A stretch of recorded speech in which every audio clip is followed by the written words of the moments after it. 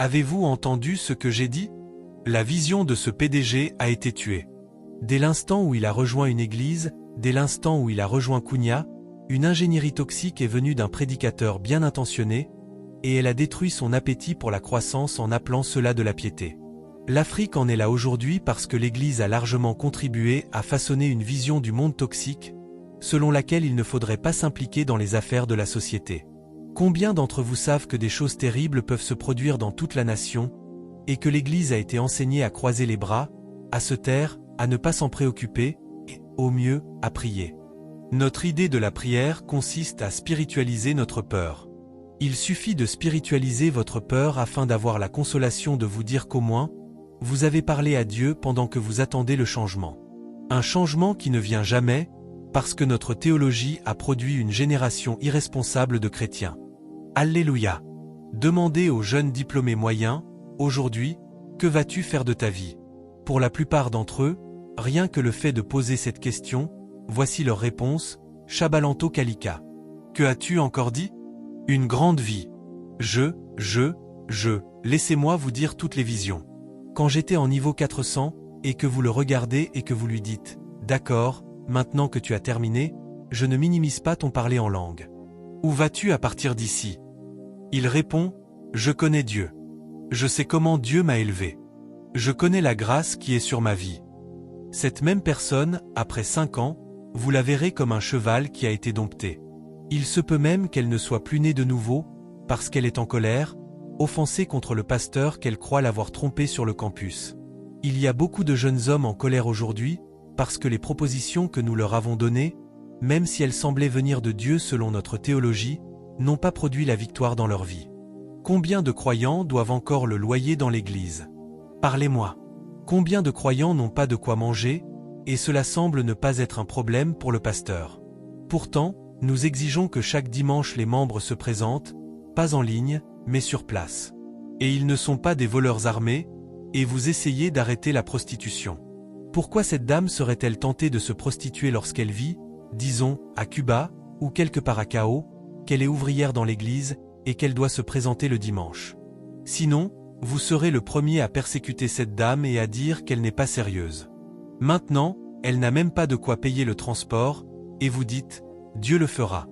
Écoutez attentivement. J'espère que je suis en train de provoquer quelque chose. La foi chrétienne doit retourner à la table de réflexion et réexaminer quelle est notre vision du monde. Il y a certaines choses auxquelles, si j'avais cru, j'aurais été un échec dans la vie. Elles ont été apportées par des personnes sincères. Mais avec le recul, je remercie Dieu de m'avoir donné l'entêtement de les avoir refusées, parce que ces programmations m'auraient conduit dans une vie d'échec total. Échec total. Sommes-nous ensemble? Échec total. Et vous voyez, ce qui est dangereux avec les prédicateurs, c'est qu'en tant que prédicateurs, pendant que nous défendons cette erreur, nous finissons éventuellement par trouver nous-mêmes la vérité à travers la croissance. Nous nous repentons en silence, nous nous réajustons, et nous commençons à jouir des bénédictions, tout en laissant les gens qui écoutaient notre sermon d'hier être détruits. Nous aurons évolué et nous ferons des progrès, nous nous pardonnerons notre ignorance et nous laisserons les milliers de personnes qui ont été égarées par notre orgueil. Alléluia! Il y a beaucoup de croyants aujourd'hui qui, rien qu'en connaissant la valeur des relations, auraient vu des portes s'ouvrir pour eux. Sommes-nous ensemble? Ils ne savaient pas, et ils n'ont pas été encadrés pour comprendre que celui qui aide votre destinée peut aussi être un incroyant. Alors ils cherchaient des chrétiens qui allaient les aider. Toutes sortes d'incroyants étaient autour d'eux. Ils les détestaient, parce qu'une théologie leur avait enseigné à les haïr et à les combattre. Et ils cherchaient leurs membres d'église pour les élever. Maintenant, ils sont arrivés à 30 ans, 40 ans. Toutes les opportunités d'emploi sont parties. Que dire de celle à qui l'on a enseigné qu'il y a une seule femme et un seul mari quelque part? Cette dame s'est assise, et beaucoup de bons hommes ont continué à venir. Je t'aime. La dame a refusé, parce que, d'une manière ou d'une autre, elle avait eu un rêve provoqué par le sermon d'un pasteur ignorant. Et ce rêve a maintenu cette dame-là, et chaque bon homme qui l'aimait est maintenant marié. Mon nom est Joshua Selman. Alléluia. Il y a beaucoup de personnes aujourd'hui, écoutez-moi, dont les entreprises auraient atteint une dimension mondiale. Mais savez-vous ce qui leur est arrivé? Quelque chose dans un sermon qu'elles ont entendu leur a fait haïr les réseaux sociaux. Et simplement parce qu'il y a des choses mauvaises, elles n'en ont pas tiré avantage.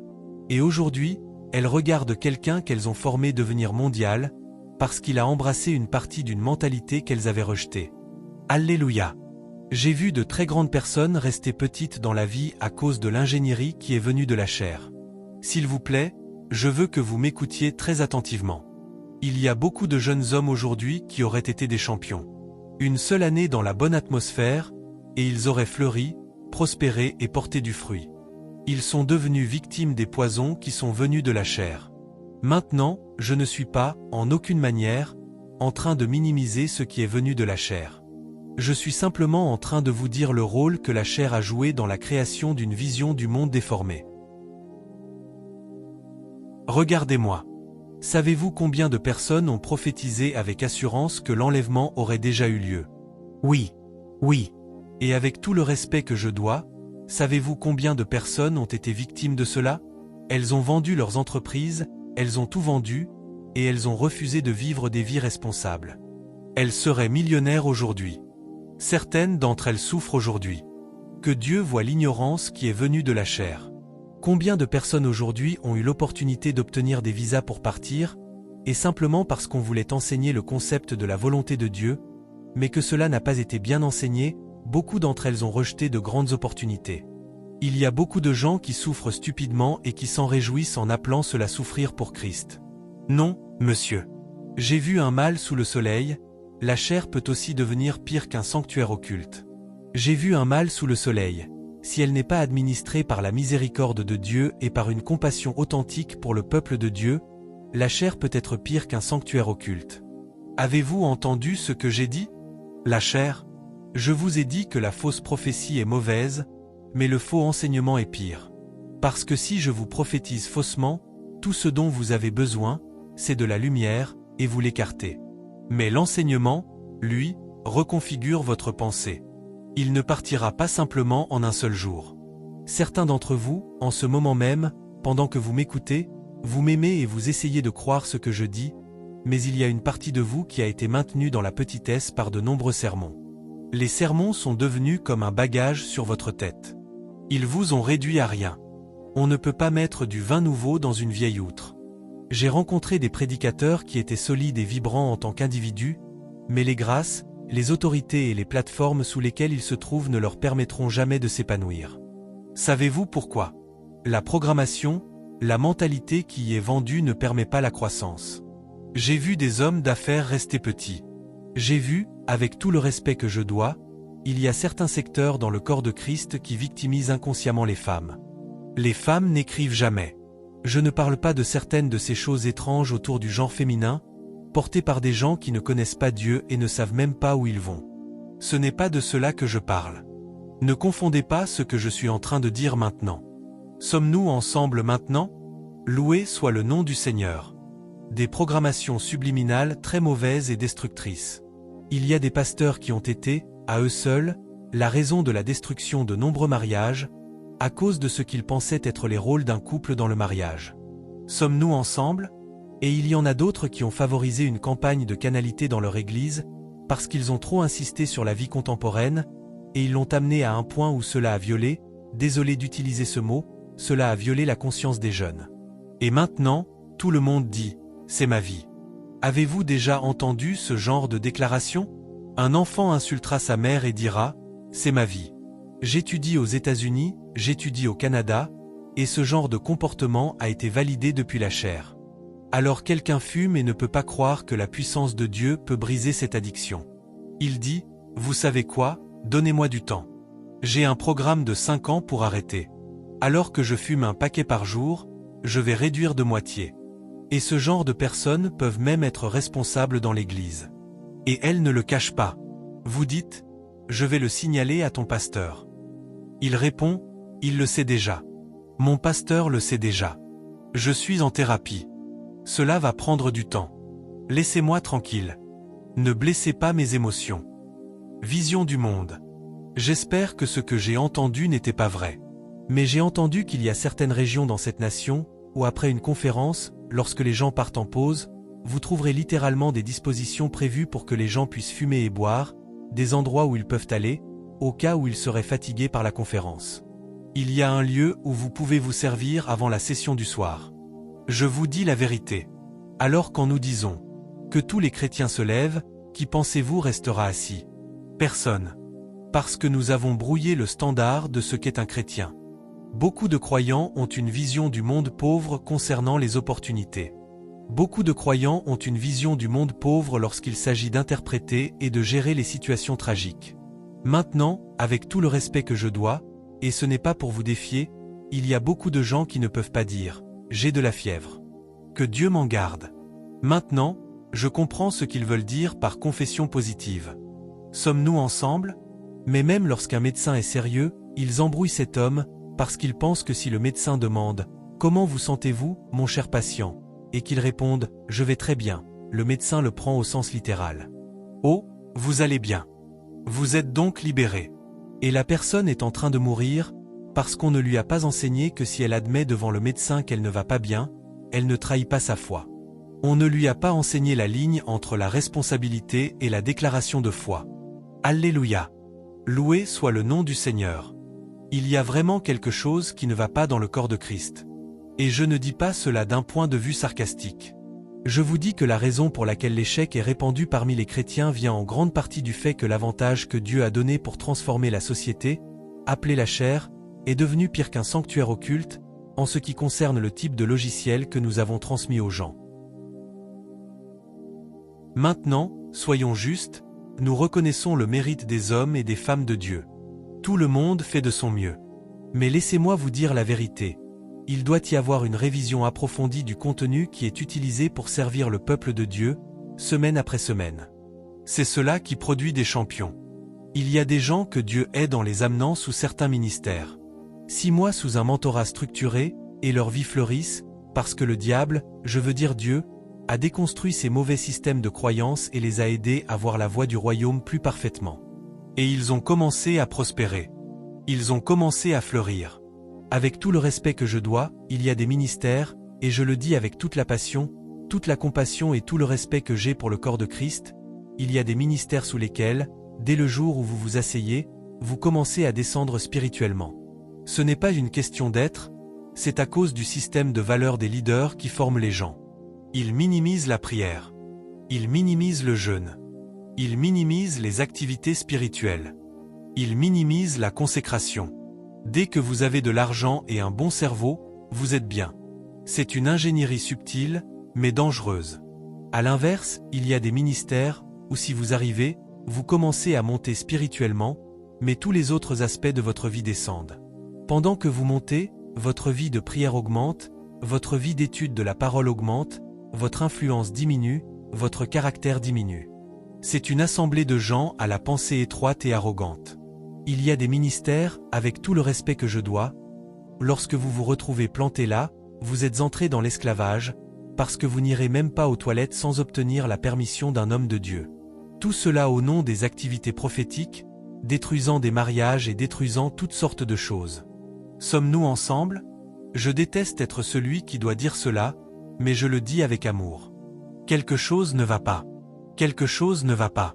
Savez-vous combien de sermons sont des produits directs de la jalousie? Savez-vous combien de sermons sont des produits directs de l'insécurité? Savez-vous combien de sermons sont des produits directs de l'orgueil? Savez-vous combien de sermons sont des produits directs du manque de transformation? Savez-vous combien de sermons sont des produits directs de la peur? Ainsi, des ministres créent toutes ces choses à partir de leur peur, de leur convoitise, de leur jalousie. Avec tout le respect que je dois, une personne qui a peur de perdre des membres va soudainement assembler 2 ou 3 écritures et produire un sermon menaçant. Si vous écoutez n'importe quel autre homme de Dieu, vous êtes sous une malédiction. Quel verset? Quel chapitre? Maintenant, écoutez, écoutez. Ne criez pas en disant, dites-leur. Ne vous comportez pas mal. Soyez ordonnés. J'enseigne ici. Loué soit le nom du Seigneur. Nous ne faisons pas cela à Cunha. Ne criez pas, dites-leur. Non, non, non, non. Ne vous comportez pas comme cela. Sommes-nous ensemble? Oh, j'ai reçu un miracle. Où as-tu reçu le miracle? J'écoutais tranquillement un message de Cunha. Ah bon? Donc tu es en train de dire que ce que je te donne n'est pas suffisant, monsieur. Ce n'est pas suffisant. Ce n'est pas suffisant. Non, monsieur, ce n'est pas suffisant. Dieu l'a conçu ainsi. Ce n'est pas suffisant. Cela s'appelle la limitation du corps. Alléluia. Alors vous découvrez, par exemple, qu'un homme de Dieu qui ne connaît rien aux signes, aux prodiges et à l'onction, simplement parce qu'il ne veut pas que vous écoutiez une autre personne, préférera concocter des absurdités sous forme de séries, et continuer à enseigner, encore et encore. Et vous savez une chose avec les membres? Laissez-moi vous aider. Savez-vous que les membres savent quand leurs hommes de Dieu disent des absurdités? Oh, ils continuent simplement à hocher la tête, mais ils savent, entre eux et Dieu, qu'ils savent qu'ils ne sont pas bénis. Ils attendent simplement que ce service s'épuise, afin de pouvoir ensuite s'asseoir et écouter ce en quoi ils ont confiance. L'idée n'est pas de rabaisser l'Église. Ce n'est pas ce que je fais. Mais je vous dis que quelque chose ne va pas dans notre vision du monde. Nous avons échoué dans la vie. Savez-vous qu'il y a des prédicateurs qui croient réellement que la manière officielle pour un homme de Dieu d'exceller, en ce qui concerne ses besoins, c'est de mendier, et que quelqu'un, quelque part, vous donne de l'argent? C'est tout. Il y a des gens comme cela. Ils élèvent des fils et des filles en croyant que la seule manière dont Dieu peut régler votre vie, c'est par un millionnaire quelque part. La question est, comment cette personne est-elle devenue millionnaire pour vous donner? C'est pourquoi tout le monde devient pasteur, appelé ou non. Tout le monde. Sommes-nous ensemble? Quelqu'un qui essayait de déposer une candidature pour un emploi, vous l'avez vu le samedi dans une sorte d'entretien. La semaine suivante, vous le voyez avec une affiche. Il dit, écoutez, cette chose est là depuis que je suis enfant. Je vais répondre à l'appel de Dieu. Et puis, après un an, je dis cela avec toute l'humilité possible, mon téléphone est rempli de messages de jeunes prédicateurs prostrés, parce qu'ils ne peuvent pas comprendre ces ordinations aléatoires dans des choses pour lesquelles ils ne sont pas préparés. De jeunes garçons qui ne savent pas distinguer leur gauche de leur droite, simplement à cause de l'insécurité des leaders. Vous trouvez un jeune garçon quelque part en train de dire « Je suis apôtre, je suis prophète ». Il est aussi confus que le titre qui est posé sur lui. C'est la raison pour laquelle les gens regardent l'Église et se moquent simplement de nous. Nous avons apporté le déshonneur au sacerdoce. Ce ne sont pas seulement le péché et l'injustice qui apportent le déshonneur au sacerdoce. C'est aussi notre refus de comprendre la voie de Dieu et d'avoir la maturité nécessaire pour créer une vision du monde. Non. Asseyez-vous avec des croyants et parlez avec eux, et parfois vous êtes forcé d'être irrité.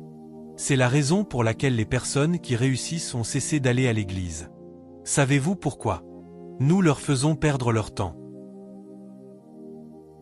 Nous leur faisons vraiment perdre leur temps. Nous portons notre manière superstitieuse de vivre, issue de nos insécurités. Et vous êtes en train de parler à quelqu'un qui emploie 5000 personnes, qui aime le Seigneur de tout son cœur, et vous lui enseignez des choses insensées à partir de la Bible. Et la personne regarde et dit « Non, non, non. Je ne peux pas amener ma femme. Mon fils est censé me succéder comme PDG. Je ne peux pas mettre cet enfant sous ce pasteur. Il détruirait sa mentalité. » Nous avons de jeunes diplômés qui sortent des meilleures universités du monde. Ils viennent s'asseoir sous nous, les prédicateurs, et ils sont irrités par l'ignorance que nous communiquons semaine après semaine. Beaucoup de choses que nous attribuons aux démons sont le produit d'un manque de connaissances. Et bien qu'il y ait une place pour la délivrance et la prière, parfois vous remarquez qu'il y a des gens qui s'assoient à l'église, et pendant qu'ils regardent le prédicateur pense qu'ils sont impressionnés par lui.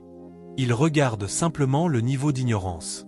C'est presque devenu une malédiction pour les gens de réussir, parce que l'église devient un lieu qui menace leur vie, qui menace leurs entreprises. Maintenant, s'il vous plaît, ne prenez pas cela comme une offense. Ce n'est que ma perspective.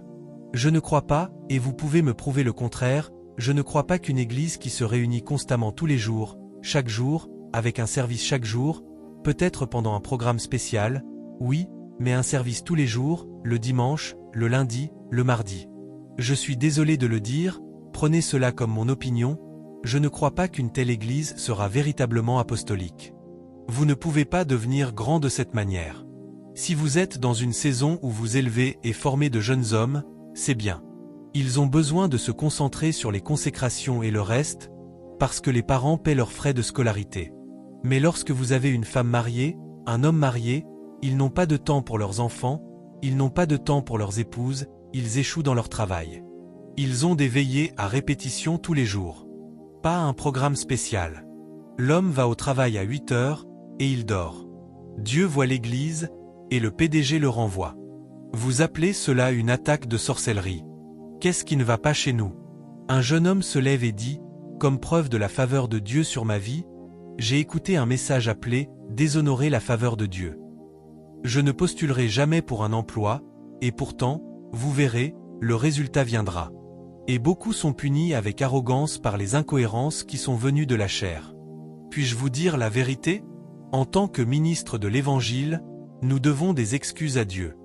Nous devons des excuses à Dieu pour certaines des choses que nous avons communiquées. Je ne dis pas cela pour rabaisser l'Église. Ne regardez en aucun cas de haut un homme de Dieu ou un ministère. Nous faisons du mieux que nous savons faire, en espérant que Dieu nous aidera.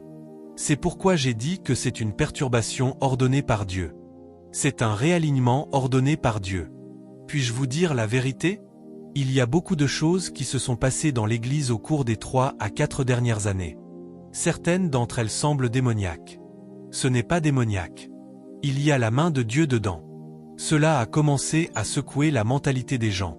Cela a commencé à donner aux gens une raison de réfléchir, parce que savez-vous, nous sommes arrivés à un point où, avec tout le respect que je dois, les membres sont devenus comme des zombies. Ils n'écoutent plus. Peu importe à quel point une chose est stupide, dès qu'elle vient de la chair, ce que vous entendez en réponse, c'est Amen. La vie de foi ne vous enlève pas votre cerveau. Quitte ta femme au nom de Jésus. Quitte ton mari au nom de Jésus. Donne-moi ta voiture au nom de Jésus. Deviens stupide au nom de Jésus. Amen. Tout le monde crie simplement Amen. Nous gelons notre cerveau dès que nous entrons dans le monde de l'Église. Mais les choses changent. Je peux vous dire qu'il y a un vin nouveau qui vient dans le corps de Christ, et Dieu perturbe intentionnellement le statu quo. Sommes-nous ensemble maintenant? Vous pouvez toujours avoir confiance. Je vous donnerai un message équilibré. Continuez à suivre. Il y a encore. Je m'assurerai de fixer tout, ligne après ligne, mais il est important que vous appréciez le fait qu'il y a une situation qui nécessite une réponse d'urgence venant du ciel. J'ai essayé de conseiller des gens, et je n'ai pas trouvé comment les conseiller, parce que leur ignorance avait déjà, leur ignorance est comme un récipient. Le couvercle, c'est l'orgueil. Imaginez quelqu'un qui vient comme un vase.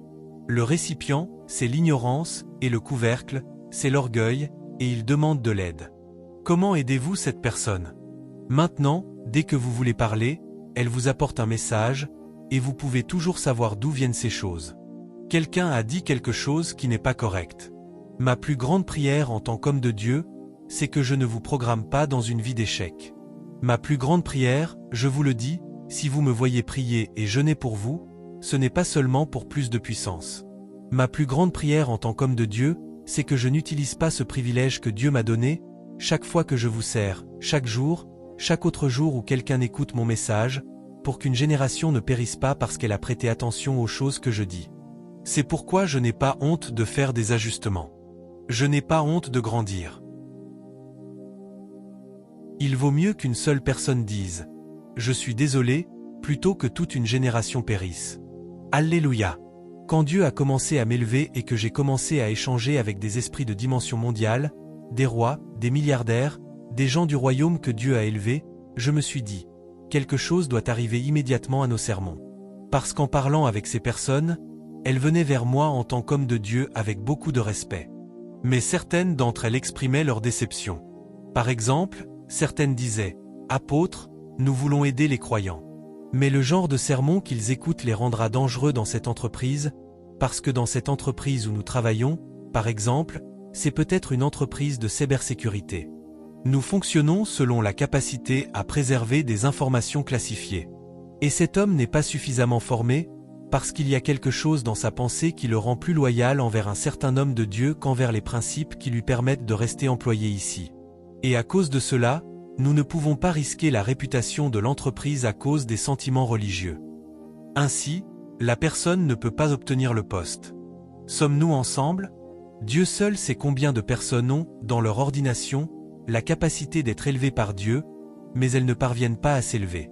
Combien de jeunes enfants, j'ai appris cela.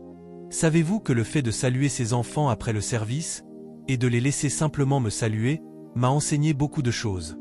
J'ai vu la mentalité de ces enfants changer. Certains d'entre eux, au début, on pouvait voir la programmation qui venait de leurs différentes familles. Certains étaient très confiants, d'autres très médiocres. Sommes-nous ensemble? Parfois, lorsque vous partagez de petites choses avec les enfants, vous découvrez que certains sont reconnaissants.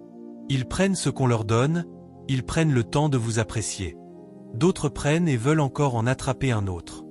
Ils révèlent tous d'où ils viennent. La même chose arrive aux chrétiens.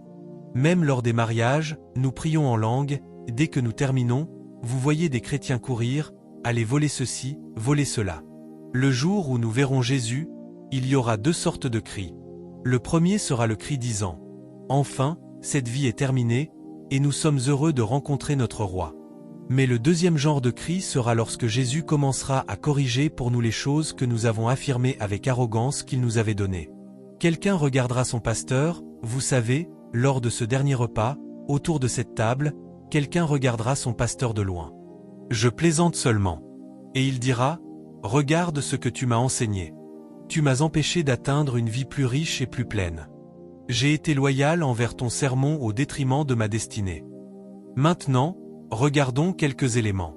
Merci Jésus. J'ai écrit quelque chose ici. Écoutez attentivement. Jouir du meilleur de Dieu et marcher dans la domination exige que vous construisiez une structure spirituelle et mentale qui soit saine et suffisamment solide pour recevoir ce que Dieu est en train de libérer. Permettez-moi de le reprendre.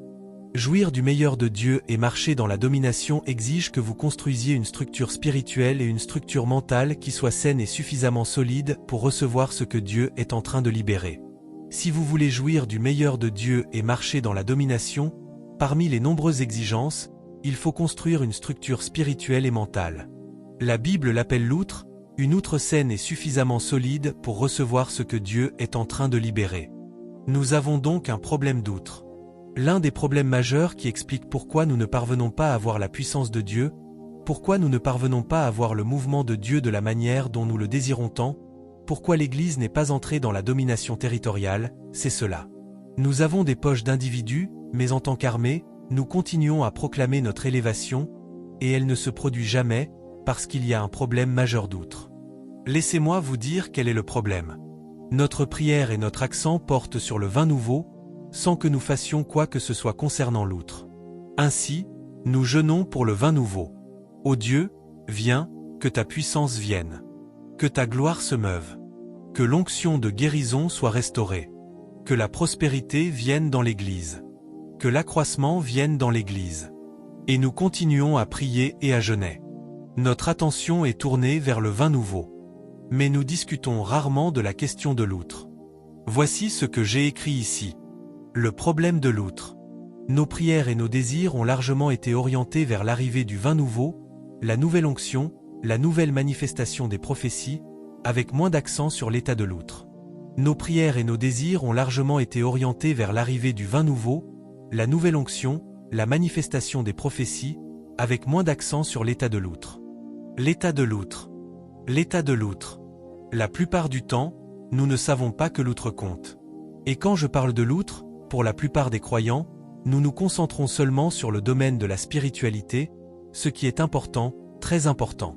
Votre consécration à Dieu, votre dévotion à la prière, votre dévotion à la parole, le fait de marcher dans la sainteté et la justice. Mais ce n'est qu'un aspect. Quelque chose dans nos systèmes de croyance et dans notre mentalité refuse de se soumettre à la Seigneurie de Christ. Votre homme intérieur a accepté la Seigneurie de Christ. Mais votre mentalité, votre manière de penser, doit encore se soumettre à la Seigneurie de Christ. La Bible dit, recevant la fin de votre foi, même le salut de vos âmes. Voici ce que j'ai écrit. S'il vous plaît, écrivez ceci et écoutez. Si l'outre signifiant la structure que vous avez mise en place, votre système de croyance, votre orientation, la manière dont on vous a enseigné Dieu, si l'outre est mauvaise, si elle est petite, si elle est perforée ou si elle est inférieure, Dieu devra retarder la libération du vin nouveau. Permettez-moi de le reprendre.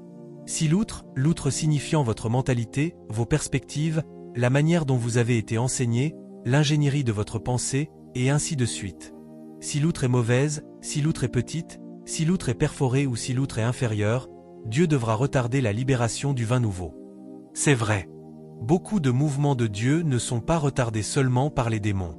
C'est que les vases qui doivent accueillir ce mouvement de Dieu, cette manifestation apostolique de domination, la plupart de ces personnes n'ont pas été enseignées. La composante mentale nécessaire pour porter la gloire n'est pas encore programmée chez beaucoup de croyants. Voici ce que j'ai écrit.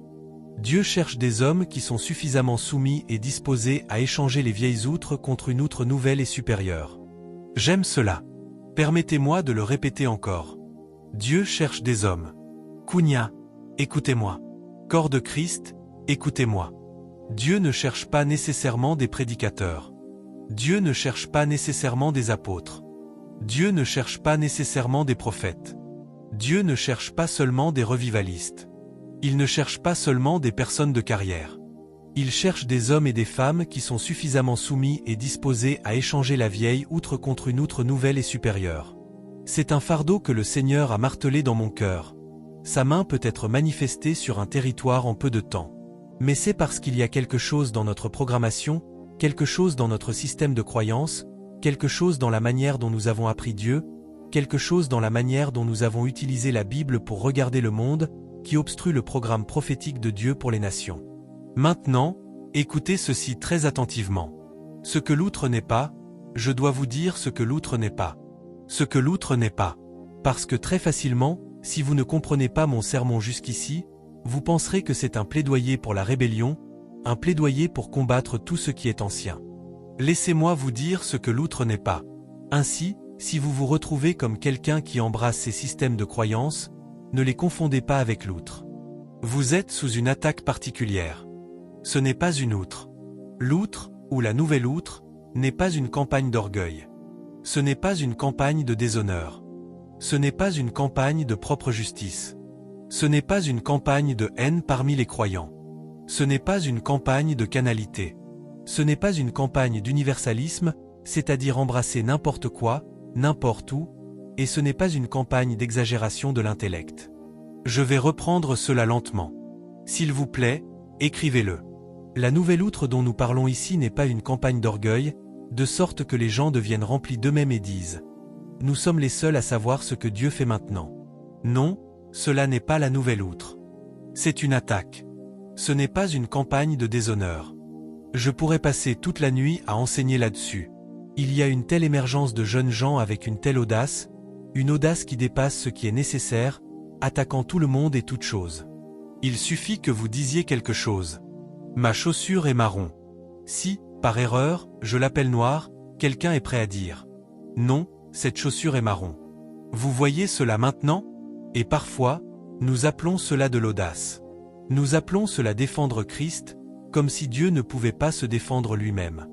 Il n'est pas une idole. Il y a beaucoup d'enfantillage répandu sur Internet, surtout par de jeunes personnes qui n'ont pas encore accompli grand-chose, malgré de grands potentiels dans leur vie. Mais elles ne veulent pas s'asseoir pour apprendre Dieu d'une manière profitable. Elles continuent à détruire leur avenir en reprogrammant des malédictions par enfantillage. Et c'est très triste pour ceux qui s'assoient sous ces grâces et les écoutent. Il y a besoin de changement. Il y a besoin de croissance. Le niveau d'immaturité parmi les jeunes ministres, ou les ministres plus jeunes, devient alarmant. De l'orgueil pour rien. Tout le monde dit quelque chose. Dès que vous avez accès à une chaîne YouTube, à une page Instagram, il y a des gens qui aiment être controversés parce que cela aide leur croissance. Donc, cela ne leur importe pas vraiment ce qu'ils disent, pourvu que quelqu'un écoute. Nous devons aimer le programme de Dieu plus que ces démonstrations d'enfantillage. Alléluia. Ainsi, la nouvelle outre n'est pas une campagne d'orgueil. Si vous vous retrouvez dans le fait de défendre l'appel à une nouvelle outre, au moment où vous voyez l'orgueil dans cette équation, sachez que vous êtes seul. Ce n'est pas une campagne d'orgueil. Dès que vous commencez à regarder quelqu'un d'autre de haut, c'est pourquoi j'ai pris le temps de vous dire que certains de ces problèmes que nous avons soulignés ne sont pas là pour regarder les autres de haut. Non, pas du tout. Nous sommes tous des produits de la miséricorde de Dieu et de sa grâce. Sommes-nous ensemble? Deuxièmement, ce n'est pas une campagne de déshonneur. Quiconque doit utiliser l'outil du déshonneur pour annoncer la nouvelle chose que Dieu est en train de faire, je vous le dis, cette personne ne marche pas dans la volonté de Dieu. Dieu n'utilisera jamais le déshonneur. Il utilisera des perturbations, mais pas le déshonneur. Si je dois insulter les pères de la foi pour montrer que nous voyons plus haut, si je dois insulter chaque pasteur pour montrer que nous avons quelque chose, si je dois insulter chaque autre église pour montrer que Cunha se porte bien, alors quelque chose ne va pas. Quelque chose ne va pas avec cette méthode, avec ce chemin, et il faut immédiatement un retour en arrière et une révision. Sommes-nous ensemble? Le chemin du déshonneur ne peut pas enfanter la gloire de Dieu. C'est ici que j'ai une instruction dans la justice pour les jeunes ministres. Je prie pour que le plus grand nombre possible ait l'occasion de m'écouter. Je vous parle dans l'amour et par le privilège du secours de Dieu. Personne ne gagne en suivant le chemin du déshonneur. Ni envers les pères, ni envers les contemporains, ni envers les subordonnés. Le chemin du déshonneur finira par traquer votre orgueil. Le déshonneur ne présente pas Dieu d'une manière désirable pour les nations. La nouvelle outre n'est pas une campagne de propre justice. La propre justice, c'est cette attitude plus sainte que les autres. Toute autre personne est pécheresse sauf moi. Toute autre personne est pécheresse sauf nous. Toute autre personne n'est pas. Tout cela est une absurdité absolue. C'est le chemin des perdants. On ne suit pas ce chemin dans l'esprit. Notre suffisance, la Bible dit. Sommes-nous ensemble? Écoutez. En tant que croyant, gardez ceci comme un code pour le reste de votre vie. Par les œuvres de la chair, aucun homme ne peut plaire à Dieu.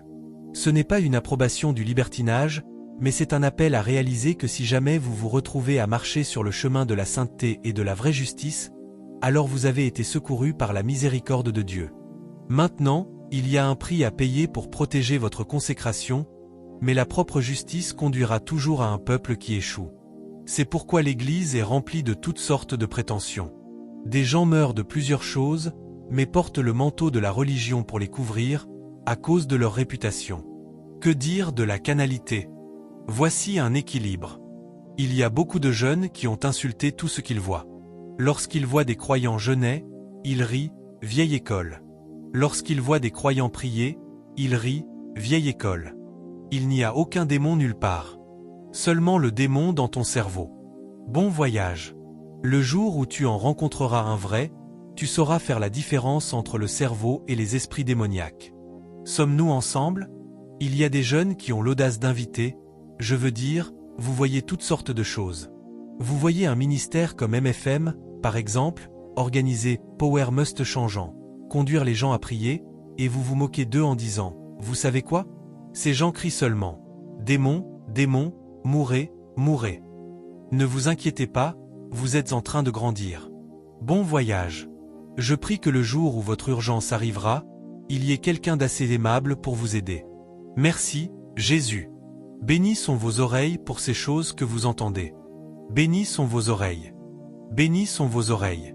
Je vous le dis, la propre justice, le corps de Christ est rempli de personnes propres justes. Et vous savez, je trouve cela très intéressant parfois, ce sujet de la propre justice est très drôle. Chacun choisit le domaine dans lequel il est moralement correct. Cela devient alors son domaine d'accent. Ensuite, il minimise le domaine où il pense qu'il y a un problème. Sommes-nous ensemble? Ainsi, si vous avez un problème avec la convoitise, ou avec les femmes, ou avec les hommes, vous allez généralement le repousser de côté et parler de corruption. Il y a de la corruption dans cette nation. Puis celui qui n'a pas de problème avec les hommes ou les femmes, mais qui a un problème avec l'orgueil, les mensonges et le reste, dira alors, vous savez quoi, l'immoralité est mauvaise. Chacun choisit son domaine de force, et cela devient son sermon. L'homme de Dieu qui a discrètement accepté un pot de vin, lorsqu'il enseignera sur l'excellence morale, ne mentionnera pas la corruption. Celui qui a regardé les femmes et les hommes avec convoitise, lorsqu'il parlera de moralité, s'éloignera habilement de la question des femmes et des hommes. Sommes-nous ensemble? Celui qui a de la convoitise. Ainsi, les gens choisissent leur domaine de force morale. Je vous montre la vanité de la propre justice. Quiconque connaît Dieu et comprend l'état de l'homme déchu abordera toujours la question de l'excellence morale et de la sainteté en reconnaissant la miséricorde de Dieu. N'entrez pas dans cette campagne de propre justice. Beaucoup l'ont fait à leur détriment. Beaucoup l'ont fait et ont pensé qu'ils tenaient debout pendant 20 ans, puis, à la 21e année, ils sont tombés comme un château de cartes. Quand vous voyez les pères crier Miséricorde, quand je vois des hommes comme notre Père dans le Seigneur, qui viendra s'agenouiller à son âge, et que vous le voyez crier comme si Dieu ne l'aidait pas, je me dis, mon Dieu, un homme qui a atteint une telle stabilité dans l'esprit oserait-il agir comme s'il était autosuffisant? Qu'est-ce qui donne de l'orgueil à un jeune homme? Vous n'avez pas vu 1 milliard. Vous n'avez pas vu 10 milliards. Vous n'avez pas été persécuté. Toute une nation n'a pas décidé de vous faire tomber. Si un seul homme veut vous faire tomber, si une seule femme veut vous faire tomber, c'est une tentation que vous pouvez surmonter. Mais lorsqu'un gouvernement dit « Nous allons te faire tomber », il faut la puissance de Dieu pour vous garder. Beaucoup de jeunes ne sont allés nulle part, et vous voyez des gens se tenir debout en train de dire des absurdités. La plupart de ces gens que vous voyez, le jour où vous leur donnez 10 milliards, 1 milliard, leurs sermons changeront. Parfois, la pauvreté vous fait croire que vous êtes bien, que vous êtes solide. Ce n'est pas vrai. Ce n'est pas vrai. Ce n'est pas vrai. Ce n'est pas vrai. À mesure que votre vie commence à monter en niveau, vos compromis deviennent plus réalisables. Sommes-nous ensemble? Beaucoup de compromis coûtent très cher. C'est pourquoi beaucoup de gens ne les font pas. Ce n'est pas qu'ils en sont libres, c'est qu'ils n'ont pas les moyens de les faire. Le jour où vous devenez PDG, vous n'avez jamais eu votre visa tamponné, vous n'êtes jamais allé à la plage où vous voyez des gens se promener en bikini. Alors vous pensez que vous êtes sain et juste. Bon voyage. Avec cette élévation, vous irez un jour quelque part, et vous serez le seul qui ne va pas bien dans cet environnement. C'est ce jour-là que vous saurez que vous avez vraiment besoin de retourner derrière la croix. Cette idée selon laquelle vous pensiez être résistant à la tentation vient simplement du fait que vous n'êtes pas encore monté à un niveau, à un horizon de vie, qui ait testé votre sens de la sainteté. Alléluia! Un jeune homme vient et dit qu'il vous aime, et vous dites « Non, je rejette cette tentation ». Combien a-t-il? Attendez jusqu'au jour où vous rencontrerez la personne qui peut changer votre vie pour toujours. C'est ce jour-là que vous direz non avec des larmes dans les yeux. Vous pourrez revenir et dire « Dieu, à partir d'aujourd'hui, je sais que je te crains.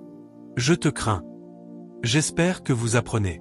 Le corps de Christ est rempli de commentateurs qui ne sont pas encore montés jusqu'à un point où ils voient les possibilités qui accompagnent certaines tentations, et pourtant ils peuvent facilement parler contre les ministres, parler contre les gens. Cela ne fonctionne pas ainsi, monsieur. Ce n'est pas une campagne de canalité. Je dois équilibrer cette canalité. La canalité. En parlant de propre justice, je dois l'équilibrer avec la canalité. Nous avons des jeunes qui développent une haine croissante pour tout ce qui est spirituel. Laissez-moi vous dire ceci, mesdames et messieurs. Que cela nous plaise ou non, les standards de Dieu sont définis. Est-ce que quelqu'un entend ce que je dis maintenant? Oui. Sinon, un jour, avec tout le respect que je dois, nous aurons des gens insensés sur nos chairs en tant que pasteurs, des gens qui ne savent pas ce qu'ils font. En ce moment, tout passe. Nous appelons cela la vie contemporaine. Tout passe. Il existe aujourd'hui des Bibles qui ne sont pas réellement des Bibles. Vous les lisez, et elles vous conduisent en enfer par défaut, à cause de ce qui a été modifié. Sommes-nous ensemble? Soyons prudents. Certaines de ces choses que nous importons de partout et que nous amenons sur nos chairs. Et parfois, permettez-moi de le dire avec tout le respect que je dois, les prédicateurs, dans leur effort pour tout embrasser, pour accueillir des générations de différentes tranches d'âge, soyons prudents afin de ne pas recevoir toutes sortes d'absurdités simplement parce que nous voulons que les jeunes viennent, parce que nous voulons que les enfants viennent. Il est étonnant de voir les choses détestables que les églises permettent parfois simplement parce qu'elles veulent que les jeunes se sentent chez eux. La première mission d'un jeune homme est de garder sa voie juste et pure devant Dieu. Sommes-nous ensemble? Il faut aider ce jeune homme, pas lui offrir seulement du plaisir. Vous n'attirez pas les enfants à aimer Dieu simplement en leur apportant du plaisir.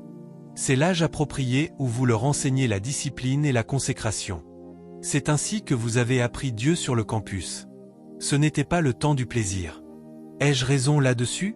C'était un temps de prière, avec nourriture ou sans nourriture. C'était un temps pour aimer Jésus. La raison pour laquelle nous produisons maintenant des adultes qui n'ont aucun appétit, qui n'ont aucune capacité à supporter la douleur, aucune tolérance à la douleur, c'est que le plaisir a été là pas utilisé pour les faire entrer dans la vie de foi. Tout ce qui leur arrive les fait quitter Dieu. Si vous ne leur donnez pas du pop-corn, ils ne viendront pas à l'église. Ne me comprenez pas mal. Je ne dis pas qu'il y a quelque chose de mauvais en cela. Mais le jour où les défis arrivent, ils quittent Dieu en un clin d'œil. Aujourd'hui, les jeunes font davantage confiance aux applications qu'à leur Bible, et ce n'est pas leur faute. La manière dont vous attirez les gens à Jésus compte. Sommes-nous ensemble maintenant? Je dois équilibrer cela avec cette discussion sur la propre justice. Je continuerai à manifester de la bonté, particulièrement envers nos enfants. Mais au nom de Jésus, nous ne choyerons jamais nos enfants au point de les amener à embrasser la canalité parce que nous essayons d'être contemporains. C'est pourquoi, lorsque nous jeûnons ici, les enfants jeûnent aussi. Le jeûne ne tue pas les enfants. Il y a des nations qui font des grèves de la faim. Les enfants ne mangent pas non plus, et ils ne meurent pas. Instruis l'enfant selon la voie qu'il doit suivre, et quand il sera vieux, il ne s'en détournera pas. Alléluia. Ce que l'outre n'est pas une campagne pour l'universalisme. Savez-vous ce qu'est l'universalisme? Cela dit, peu importe le Dieu que vous servez, venons ensemble, nous sommes tous un. Non, nous ne le sommes pas. Aimez tout le monde, mais nous ne sommes pas un. Jean 17 verset 3. Or, la vie éternelle, c'est qu'ils te connaissent, toi, le seul, non pas un parmi d'autres, non pas le plus grand, mais le seul vrai Dieu, et Jésus-Christ que tu as envoyé. Puis-je vous dire ceci? Je peux emprunter à la philosophie. Je peux emprunter à la psychologie. Je peux emprunter à n'importe quel domaine, à la médecine, à l'architecture, et les assembler pour vous aider, à condition que je vous oriente vers Jésus. Si ce n'est pas vers Jésus que je vous oriente, je vous fais perdre votre temps. Je vous fais perdre votre temps. Que dire de l'exagération de l'intellect?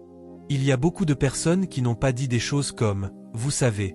Et je dois dire ceci, et j'espère que les prédicateurs auront la maturité de minimiser cela.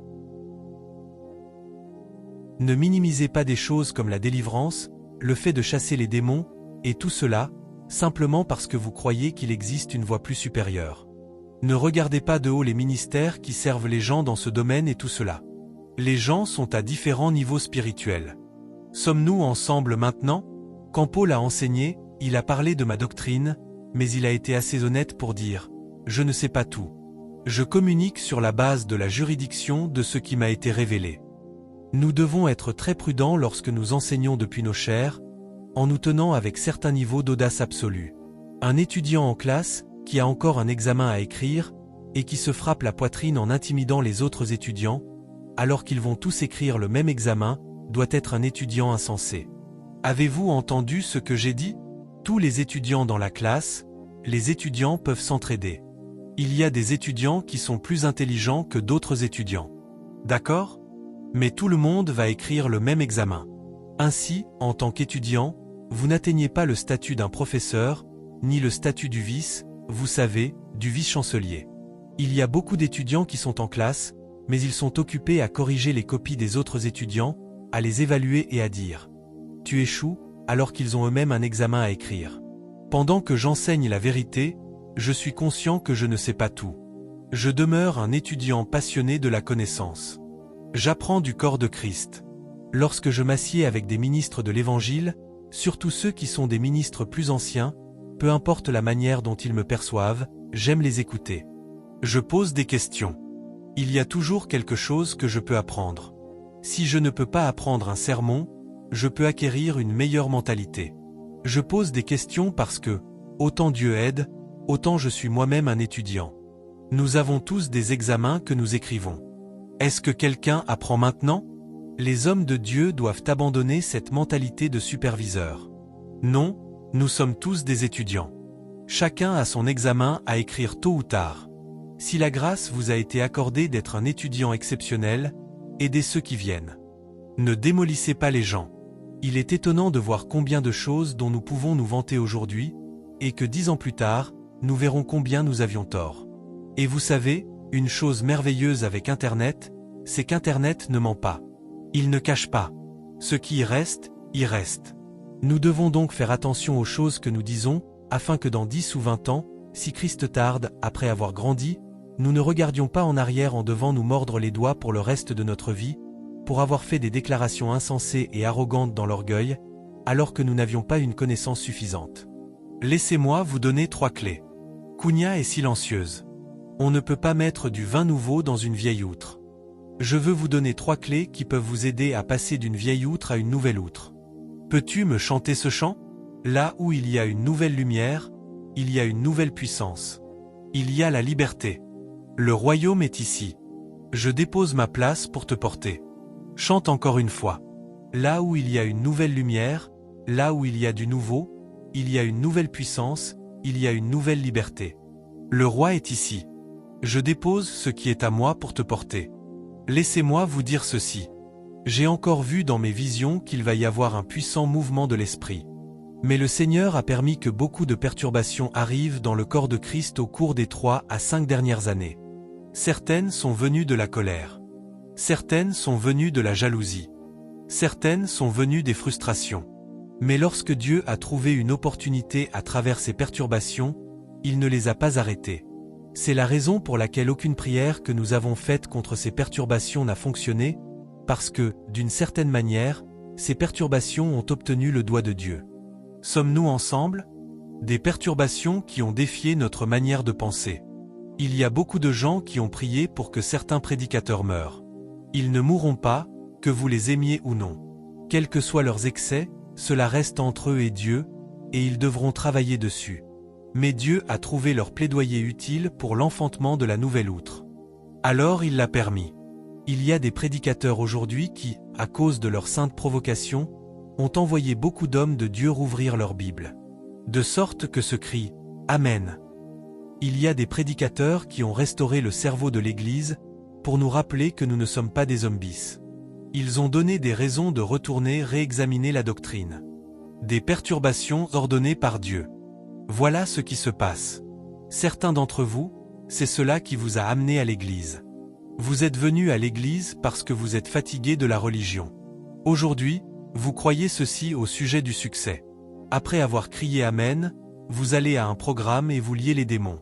La fois suivante, vous allez à un autre programme, et ils se moquent de la délivrance avec mépris, et vous aussi, vous devez vous joindre à eux et rire parce que la caméra est sur vous. Tout le monde rit. Ne rirez-vous pas aussi? Et vous riez alors, et quelqu'un demande « Est-ce que c'était sur toi ?» Dès que vous finissez de rire, un autre prédicateur se lève et dit « Posez vos mains sur votre tête, et vos 2 mains sont sur votre tête. Vous êtes maintenant en train de chasser les démons. » Puis un autre prédicateur vient dire « Vous savez quoi? Il n'y a aucun démon nulle part. » Cette confusion, Dieu a permis cette perturbation. Savez-vous pourquoi? Afin que cela vous amène à un point où vous pouvez dire « Dieu, je suis fatigué d'osciller de gauche à droite. Donne-moi une rencontre. Montre-moi ce sur quoi ma foi doit être ancrée. » La Bible appelle cela les choses qui sont très certainement crues parmi nous.